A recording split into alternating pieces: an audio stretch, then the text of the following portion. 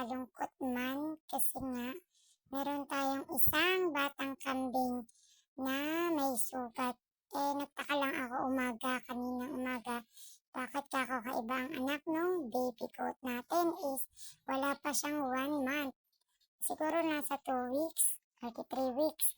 Nagtaka ko ngayong umaga, bakit kako iba ang iyak. Ayun, pagsilip ko nga guys, ayun, nagtakado ako na. Ayun, kawawa naman po guys.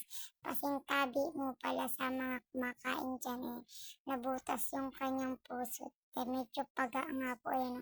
At lumuunlaylay na yung kanyang puso, nabutas po. Sana po is makarecover po talaga siya at soon po is maging okay na po yung ating baby coat sa gagawin natin ngayon. Ayan. At see you soon po sa ating susunod na vlog kung ano ang pwede natin gawin sa ating baby coat. At doon, papakita ko po kung ano pwede natin gawin sa kanya.